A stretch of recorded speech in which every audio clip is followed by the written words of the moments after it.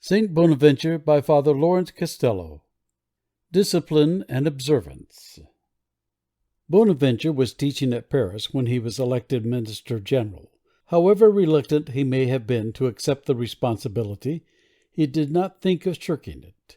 He was a young man, only 37 years of age, and fully conscious of his deficiencies and of the arduous task before him. That he undertook it calmly and confidently shows that he possessed the virtue of fortitude in no slight degree. He was well aware of the dissensions within the order and of the relaxation of discipline that prevailed amongst some of the brethren. To remedy these was his first concern. Shortly after his election he wrote a remarkable letter to the provincials of the order. He began by acknowledging his unfitness for the high and important office to which he had been called, alleging the weakness of his body, the imperfection of his mind, the inexperience of his life, and the repugnance of his will. Still, he did not dare to resist the voice of obedience, and to make up for his shortcomings he counts upon the worthy cooperation of the provincial ministers. He then refers to the irregularities existing in the order which had begun to endanger its success and bring it into disrepute amongst the faithful. Remembering that the order was then in existence barely 50 years, it is interesting to consider what these were. 10 causes of relaxation are enumerated by Bonaventure. 1.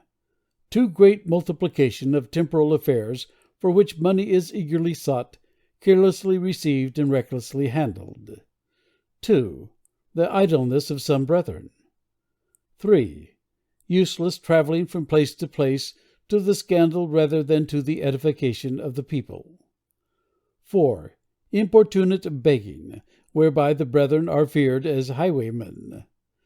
5. The construction of costly and pretentious buildings, which disturbs the peace of the order and exposes the brethren to the attacks of their enemies.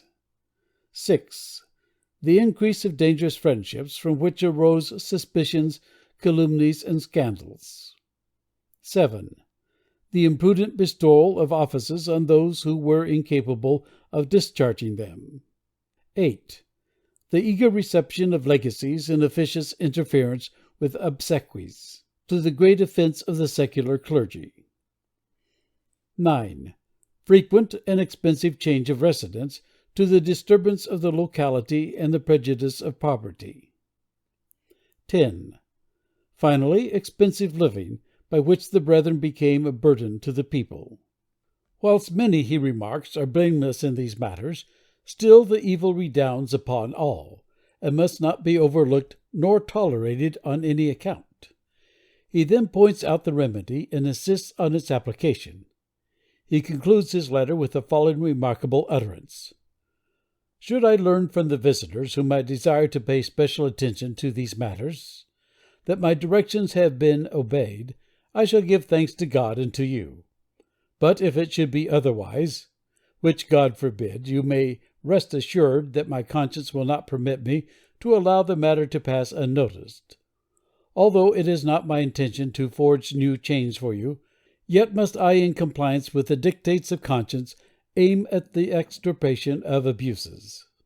From this we can gather the nature of the policy adopted by the saint. It was clearly one of firmness and moderation. Perceiving that they arose from minor causes, such as the particular views of individuals, he makes no reference to the internal dissensions of the order. He aimed at uniformity on general lines, convinced that if this were accomplished, lesser differences would gradually disappear, or at least lose their power of seriously disturbing the peace of the order. The rule was to be observed. No abuse was to be tolerated. But while strongly condemning the excesses of those who aimed at relaxation, he was not less determined in restraining the zeal of those who sought excessive rigor. This provoked the displeasure of the latter. In view of the saint's words quoted above, and of the constitutions enforced by him at the chapter of Narbonne, their failure to agree with his policy demonstrates how extreme were the views they entertained. And it is apparent that those who regard such men as representing the true spirit of the order are seriously mistaken. Excessive rigor is as foreign to the latter as excessive mildness. True virtue avoids both extremes, and Bonaventure's wisdom enabled him to aim at the golden mean. In 1260 our saint celebrated the General Chapter of Narbonne.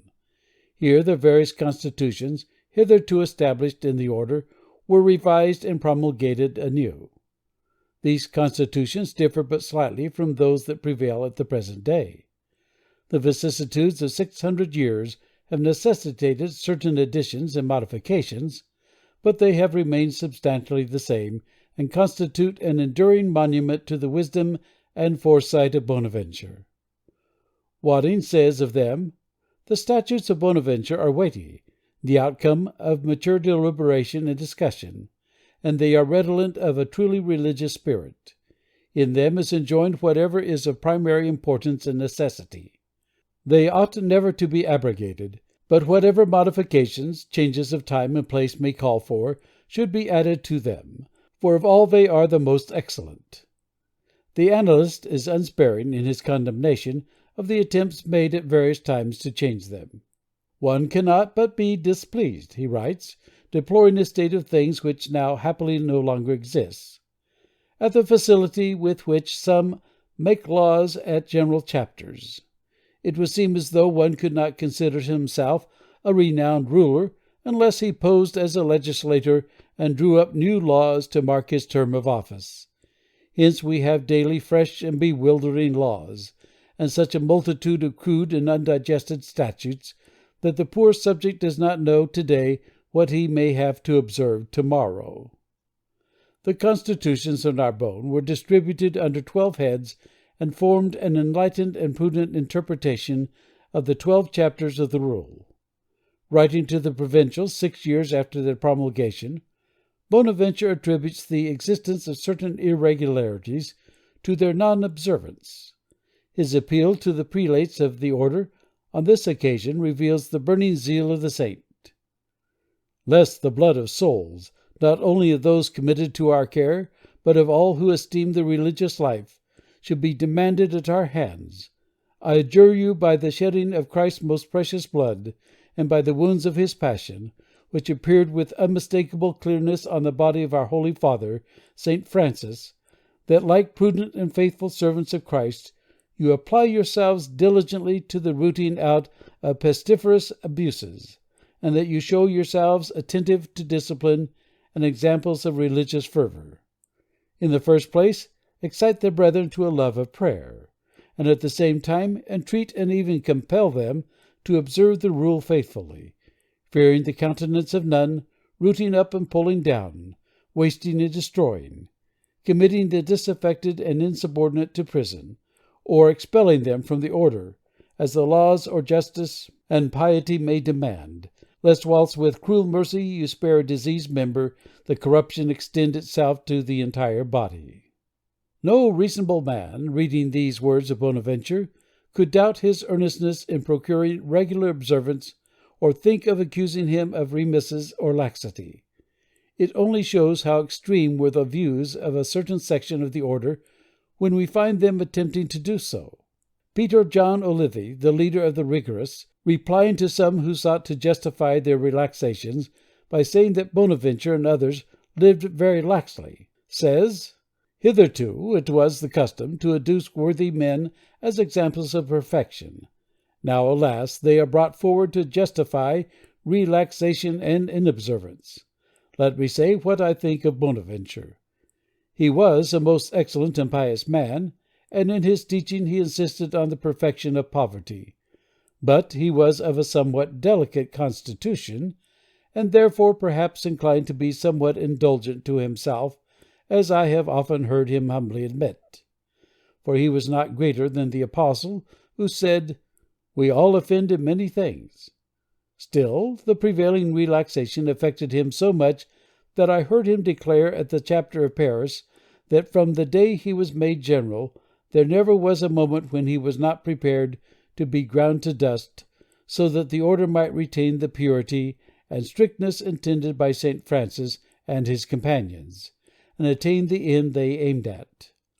On this account the holy man may be excused somewhat, though not entirely. He was not one of those who sought to justify relaxation or assail the purity of the rule, making such conduct the rule of their lives. If he was in any way found wanting, he regarded the matter with grief and sorrow. In conclusion, Peter John Olivey makes the astounding assertion that he does not consider Bonaventure's attitude to have been mortally sinful. "I do not think," he says, "that such men are to be judged guilty of mortal sin unless, taking everything into account, this kind of excess should in their case be considered enormous." Assuredly, Bonaventure is deserving of our sympathy. On the one hand, we find him grief-stricken at the relaxations in the order, and doing everything in his power to remedy them. On the other hand, we find him assailed as conniving at them and in some degree responsible for them. The rigorous could not distinguish between what was strictly commanded and what was a matter of perfection. This latter could be recommended, but not enforced, and because our saint's wisdom would not allow him to attempt its enforcement, they accused him of laxity. It has been said in a previous chapter that the observance of St. Francis was something peculiar to the saint himself, and could not become a matter of obligation for all. Strict observance admits of many degrees of perfection. This Bonaventure perceived, and while sincerely desiring that which was most perfect, he felt that it was unattainable. Hence he chose a middle course, and steadfastly adhered to it. By this means unity and peace were on the whole well maintained in the order during his generalship. Still, the elements of discord were not destroyed. They were only held in check by the powerful personality of the saint. They continued to operate slowly and imperceptibly, giving rise in time to the financial sect known as Fraticelli. We are justified in thinking that the maintenance of the body of the order, in its substantial purity, was due to the wise administration of Bonaventure. A more rigorous general, or a less observant one, might have led the order to some extreme which would have wrought its ruin. From this point of view, our saint deserves the title which has widely been bestowed upon him of second founder of the Franciscan order.